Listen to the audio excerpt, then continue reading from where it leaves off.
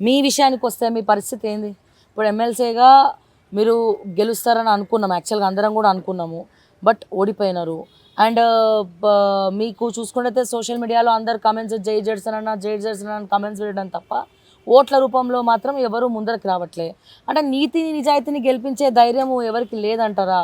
And మీరు ఇప్పుడు మళ్ళీ కాంగ్రెస్ వాళ్ళు పిలిస్తే మళ్ళీ కాంగ్రెస్లోకి వెళ్ళడానికి రెడీగా ఉన్నారా? మీ పరిస్థితి ఏంది ఇప్పుడు? ఇప్పుడు మీరు ఎక్కడికి పోయినా కానీ ఓట్లు పడలేదని ఓట్లు ఖచ్చితంగా పడ్డాయి.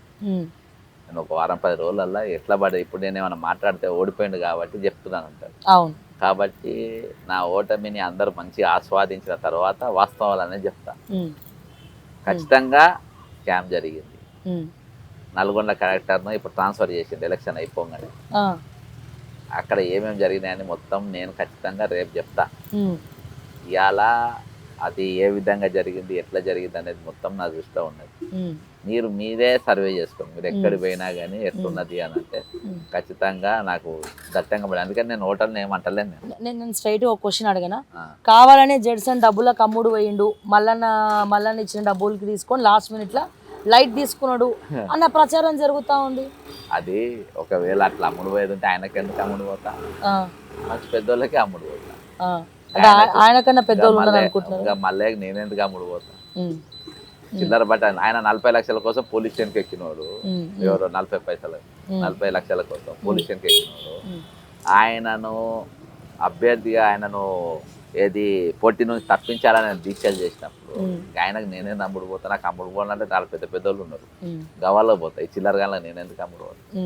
అట్లా అది అది కావాలని క్రియేట్ చేస్తున్నా. ఎవడు క్రియేట్ చేసినా, ఎన్ని క్రియేట్ చేసినా ఎవరు నమ్మరు. నేను ఇంత కొన్ని ఛానల్లో అసలు నేను పోటీలో లేను. నాకు ప్రధానంగా దెబ్బ ఎక్కడ తాకిందంటే, ప్రధానంగా అనుకునే మన మిత్రుడు అసలు మల్లయ్యను ఇంటర్వ్యూ చేస్తూ ఉంటే వస్తుంటే మధ్యలో కామెంట్స్ నాకు ఫేవర్గా వస్తుంటే, కానీ అక్కడికి వెళ్ళి నాకు అసలు పోటీలో లేడని చూపించే ప్రయత్నము నేను ఏవైతే నమ్ముకోక మీరు తప్ప, అందుకని మీ ఒక్కరికే ఇంటర్వ్యూ ఇస్తాను, ఇంకా వేరే వాళ్ళకి ఇస్తలేను, ఫోన్లు కూడా లేపుతలేను. అయితే వాళ్ళు పోటీలో లేనట్టే చూపించాను. లాస్ట్ వరకు అదే పని చేశాను. లాస్ట్ వరకు అతను కంటెస్ట్ లేనట్టు మీరు ఓడిపోవడం కంటే ఇది పెద్ద బాధ అనిపిస్తుంది. అసలు నేను పోటీలు లేనట్టు మీరు అంటున్నారు కదా, దానికి ప్రధాన కారణం కనబడపోనికి నేను ఎంత మీరు చూసింది కదా, నేను ఎంత ప్రచారం చేసి, నేను చేసినంత ప్రచారం ఎవరు, మంచి రెస్పాన్స్ కూడా ఉంది మీకు మొత్తం నేను చేసినంత ప్రచారం ఎవరు కూడా చేయలేదు. అర్థమైందా? చిన్న కొన్ని పైసలల్లా నేను మంచిగా బ్రహ్మాండంగా చేసిన. కనబడకుండా పోటీలో లేడనే సినిమా అసలు లాస్ట్ వరకు ఒక ఇంటర్వ్యూ వేస్తే నేను పోటీలో ఉన్న పిక్చర్ కూడా చూపించాను. ఇంకోటి ఏం జరిగిందనంటే, అక్కడ వాళ్ళు మన ఇది మొత్తం యంత్రాంగం అంతా నాకు బాగా సపోర్ట్ చేశారు. నాకు తర్వాత వాళ్ళు వచ్చి కౌంటింగ్ రోజు వచ్చి మాట నాకు ఆ తర్వాత టోటల్గా నేను ఈ వారం నేను మంచిగా తీసిన ఇవి అన్న అసలు ఏం జరిగింది ఏందని తీస్తే, నేను ఖచ్చితంగా 10 రోజులల్లో నేను ఆన్ బోర్డు తీసుకొని నేను బోర్డు మీద ఏం జరిగింది ఏందనేది స్పష్టంగా చెప్తా, ఖచ్చితంగా చెప్తా. అన్ని విషయాలు బయటకు వస్తాయి. ఓకే. అండ్ అలాగే ఇప్పుడు మీరు చూస్తున్న రాజకీయ పరిణామాలు, పోచారం శ్రీనివాస్ రెడ్డి లాంటి వ్యక్తి, కేసీఆర్ అనునిత్యం లక్ష్మీపుత్రుడు అనే వ్యక్తి ఈ ఏజ్లో కాంగ్రెస్ పార్టీకి రావడానికి, నేను మొత్తానికి సొంత గుట్టుకి ప్రతి ఒక్కరు డైలాగ్ కొడుతుండ్రు. కేకే వచ్చిండు, సొంత గుట్టుకి చేరుకున్న సంతోషంగా ఉందంటుండు. పోచారం వచ్చిండు, నిన్న మళ్ళీ అదే డైలాగ్, సొంత గుట్టుకి చేరుకున్నా, నన్ను ఎవరు బలవంతంగా రప్పియలేదు, నేనే వచ్చిన, రేవంత్ రెడ్డి పాలన అద్భుతంగా ఉంది, నచ్చింది, అందుకే వచ్చిన అని చెప్తా ఉన్నాడు. సో ఏ రకంగా తీసుకోవచ్చు దీన్ని? మీరు అమ్మాయి అయిపోయారు అయినా కానీ మిమ్మల్ని ఈ ఒక జవాబు చెప్పేదాకా మాత్రం మిమ్మల్ని పర్లేదు చెప్పండి, మొగరాయు లెక్కనే ఉంటా. చెప్పండి. నేను మిండెన్తో పోయినా మళ్ళీ మొగన్ దగ్గరకు వచ్చిన అంటున్నట్టుంది.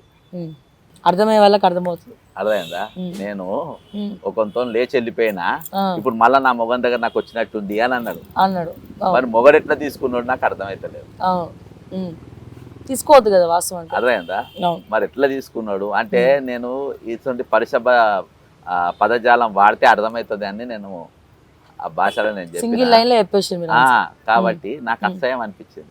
ఈరోజు కేసీఆర్ మునిగిపోవడానికి కారణం ఏంటంటే, ఆయన ఆపోజిషన్ లేకుంటే అందరిని తీసుకొని ఆయన పార్టీ, కేవలం అదే రీజన్, వేరే ఏం లేదు.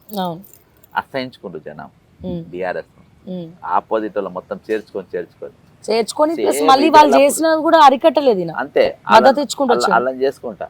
సేమ్ అదే వాళ్ళని అదే పని ఈ రోజు కాంగ్రెస్ చేసుకుంటారు, అసహించుకుంటారు. ఈ రోజు మొన్న ఎంపీ సీట్లు మైనస్ కానీ కేవలం ఓన్లీ జాయినింగ్స్, అవును ఓన్లీ జాయినింగ్స్, వాళ్ళ అవసరమే లేదు. ఇక్కడ కూడా వీళ్ళేనా మళ్ళా మరి వీళ్ళేనా మొత్తం వీళ్ళు వస్తారు మన ఆ చెండాలం అంతా మళ్ళీ వీళ్ళని దింపుకొని చెత్త గ్యాంగ్ చెత్త అవసరం, ఆ కడియంస్ ఏది అవసరమా, ఎంత ఎథిక్స్ చెప్పు. అలా పార్టీ టికెట్ ఇస్తుంది నేను నమ్మి, ఆ పార్టీ గొంతు కోస్తావు, బీఫామ్ తీసుకొని గొంతు కోసి నిలబడితే నీకు ఏం ఎథిక్స్ ఉన్నాయి, మనకేం ఎథిక్స్ ఉన్నాయి, అసలు నేను జాయిన్ చేసుకోండి. వాళ్ళు చేసి వీళ్ళు కూడా చేస్తున్నారు కాబట్టి అంతనే అనుకుని చెప్తున్నా కదా. చిల్లర ఇప్పుడు ముఖ్యమంత్రి పిసిసి ప్రెసిడెంట్ అంటే చాలా చిల్లర గారు ఉన్నప్పుడు చిల్లర వ్యవహారాలు చిల్లర గారు చెప్తున్నా కదా. అరే ఒక సీఎం ఎంత స్టేచర్ పోస్ట్, ఒక ముఖ్యమంత్రి చిల్లరగాడు అంటే మళ్ళీ అరెస్ట్ చేస్తారు. ఎంత ఎంత అన్నాడు ఏం బీకల ఇంటికి కూడా బీకలేడు కానీ ఆయనతో ఐఐటి అన్ని చేసిండు, అంత మించి పీకేది ఏం లేదు ఆయనతో ఏం కాదు కూడా.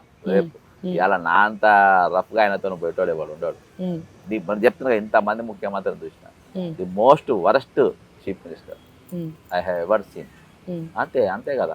6 నెలలలోపు నిరుద్యోగులు విద్యార్థులు మొత్తం నీ మీద కక్ష కట్టిందంటే నువ్వు పార్టీని ఎక్కడున్న పార్టీని ఎక్కడికి తీసుకొచ్చినావు అని అంటే అందరు నమ్మి చిల్లర గారు కాకుండా కాదు కావ్య గారు, చిల్లర గారు కాకుంటే ఏం చెప్పండి. నేను ఒక పెద్ద విషయం మీకు పాయింట్ చెప్తా. ఇప్పుడు బంగారు లక్ష్మణ్ ఉన్నాడు బీజేపీ అధ్యక్షుడు. బంగారు లక్ష్మణ్ tehalka.com దగ్గర పోయి నాకు నేను డిఫెన్స్ సామాగ్రి కోసం నేను ఇది చేస్తాను, నాకు లంచం ఇమ్మని ఆయన అడగలే. బంగారు లక్ష్మణ్ ఆయన ఆఫీస్ ఆయన కూర్చున్నాడు, వాడు చిన్న కెమెరా పెట్టుకపోయి ఇక పార్టీ ఫండ్ అని చెప్పి పైసలు ఇచ్చాడు. ఆయన ఇలా ట్రాప్ అయిపోయిండు, లంచం తీసుకుని ట్రాప్ అయిపోయింది అని చెప్పి ఆయన ఉరి తీసిండు. ఉరి అంటే రాజకీయ ఉరి తీసిండు. అలా బీజేపీ వాళ్ళు తీసిండ్రు, కాంగ్రెస్ వాళ్ళు అందరు కలిసి ఆయనను చంపిండ్రు మొత్తానికి. మరి ఈయన బ్యాగులలో పైసలు పట్టుకొని సంచులలో బ్యాగులు వేసుకొని ఆ సంచులు పట్టుకొని ఆ బీఆర్ఎస్ ఎమ్మెల్యే ఇంటికి పోయి లంచం ఇస్తుంటే ఆయనతో చర్చలు జరుపుతుండ్రు, లంచం ఎందుకు ఇస్తుండో, పైసలు లెక్క పెట్టిండ్రు, అన్ని కెమెరాలలో వచ్చినాయి, రెడ్ హ్యాండ్ ఏసీబీలు పట్టుకున్నారు. నువ్వు ఎట్లా కాంగ్రెస్ పార్టీలో చేర్చుకున్నావు, నువ్వు ఎట్లా చీఫ్ మినిస్టర్ని చేసినావు, నువ్వు ఎట్లా పిసిసి ప్రెసిడెంట్ చేసినావు. చిల్లరగా అడుగుంటావు మరి ఏమంటారు. ఒక చిల్లరగాన్ని సీఎంని చేసిన పార్టీని ఏమనాలి, ఒక చిల్లరగాన్ని పిసిసి ఏమనాలి, మరి ఏమనాలి. ఇవాళ రాహుల్ గాంధీ అసలు మాటకు విలువ లేకుండా పోయింది. ఇదే సెంట్రల్ లైబ్రరీకి వచ్చి 1,00,000 పోస్టులు మేము మొత్తం 2 లక్షల పోస్టులు నింపుతామని చెప్పి ఆ చిక్కడపల్లి సెంట్రల్ లైబ్రరీకి వచ్చి నువ్వు మాట్లాడిపోయాను. ప్రియాంక గాంధీ యూత్ డిక్లరేషన్ అని కూడా లేదు కదా, అది లేదు ఇది లేదు. వాళ్ళ మాటకి ఏం విలువ ఉన్నట్టు వాళ్ళ మాటకి ఈ చిల్లరగాన్ని తీసుకొచ్చి పెడితే మిమ్మల్ని కూడా ఈ రోజు మీ మాటకు చిల్లర చేసి పడేసింది కదా జనం ముందు. కాబట్టి విద్యార్థులు నిరుద్యోగులు నా దగ్గరకు వచ్చి మాట్లాడి తిరుగుతా ఉంటే నాకే బాధ అనిపిస్తుంది. అదే ఎటువంటి పార్టీ ఎట్లయిపోయింది, ఇంకా దిగజార్చిండ్రు, మాట్లాడేటోళ్ళు లేరు. అరే నార్మలైజేషన్ లేకుండా టెట్ రిజల్ట్స్ ఇస్తారు ఎవరన్నా, ఎంత అసహ్యం చెప్పండి. ఈరోజు 700 పోస్టులకు కనీసం 2,000 పోస్టులు, 2 లక్షల పోస్టులు ఇస్తాను, 2,000 పోస్టులు నువ్వు ఇవ్వలేకపోతున్నాను. నేను ఏమంటారు చెప్పు. పథకాలు కాదు ఈరోజు, పథకాలు ఎవడన్నా ఎవడు అడుగుతలే నేను పథకాలు హక్కు అడుగుతుండ్రు.